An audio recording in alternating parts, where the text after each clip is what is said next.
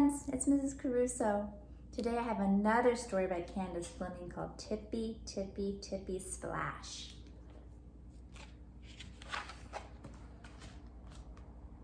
There's Mr. McGreenly. Mr. McGreenly had bunny problems. He had bunnies in his garden, bunnies in his shed, bunnies in his cupboard, and bunnies in his bed.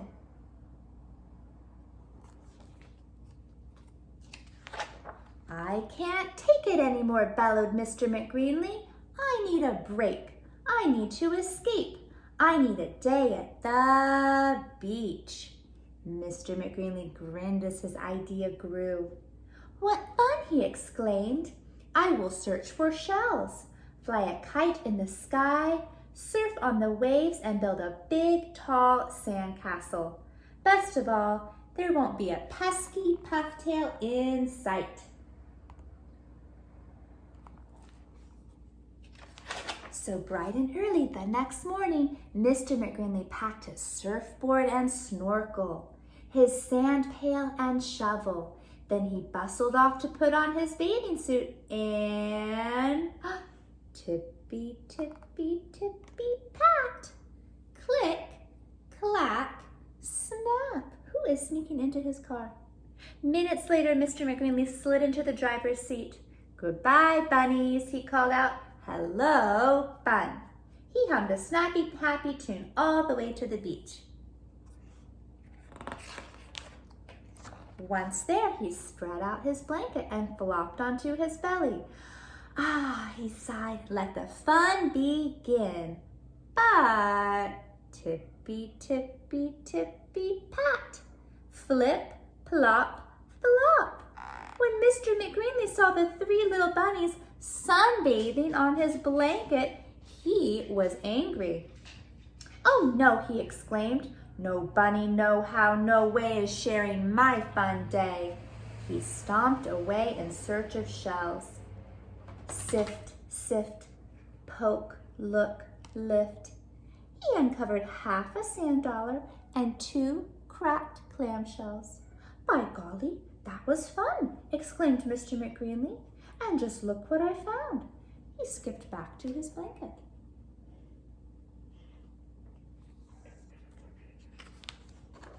Meanwhile, Tippy, Tippy, Tippy, grab, plucked from the sand, Tippy, nab.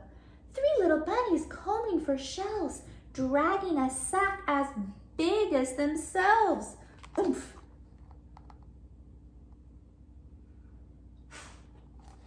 Oh man, they got a lot of shells. When Mr. McGreenly saw the 3 little bunnies' big heap of sea treasures, he was really angry. "Trying to show me up, eh?" he sputtered. "Well, let's see you wily twitch whiskers do this." Grabbing a kite, he ran up and down the beach. Huff, huff, gasp, pant, puff. The kite bounced along behind. "By golly, that was really fun," Mr. McGreenly wheezed happily, "and my kite even lifted off for a second." He headed back to his blanket.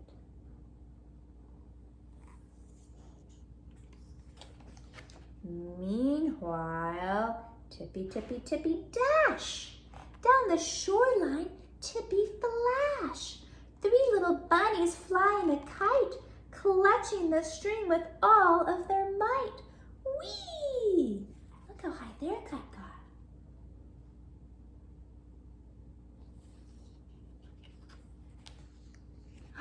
When Mr. McGreenly saw the 3 little bunnies' kite swooping and soaring above the clouds, he was really, really angry. "You infuriating flop ears may have caught the breeze," he cried, "but I bet you can't catch a wave." And tucking a surfboard under his arm, he sprinted across the sand, dove into the surf, and what do you think is gonna happen? Oh man, crash, smash, glub, glub, blub. He washed ashore spitting and sputtering. "Fun," Mr. McGreenly coughed. He dripped back to his blanket. Is he really having fun?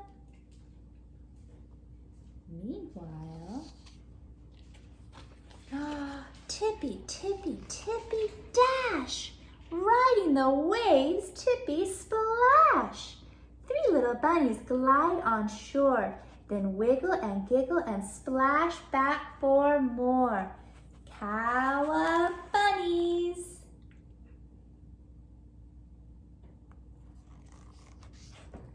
Look at that trick. When Mr. McGrinley saw the 3 little bunnies shooting the curls and riding the waves, he was furious. "Blast you, wily twitch whiskers," he shouted. "You want to see fun? I'll show you fun."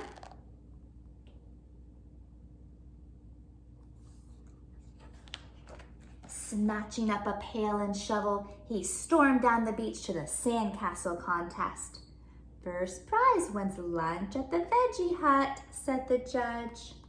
Mr. McGrinley dropped to his knees in the sand. "By golly," he fumed. "Let's see those four-pawed show-offs do this." And he started building, but crumble, tumble, plop, plop, slop. All he could make was a mound of wet sand. "So much for my fun day," sniffled Mr. McGrinley. He wiped a tear away. But then, tippy, tippy, tippy. Ta-da! Mr. McGrinley looked from the bunnies to the other castles, then back to the bunnies. Well, maybe just this once. Are we gonna help him? So together they shoveled and shaped, scooped and caked, molded and piled and patted and raked, and they built a big, tall sandcastle. It was decorated with seashells. A bright kite fluttered from one of its towers, and a surfboard served as a drawbridge. Whoa!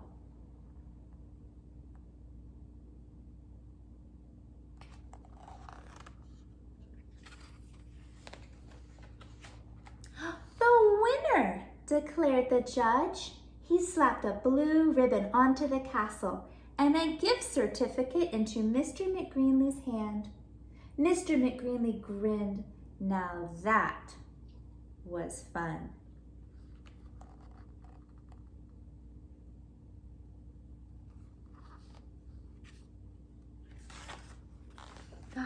Muncha, muncha, muncha. The end. Thanks for listening, friends. I'll see you next time. Bye-bye.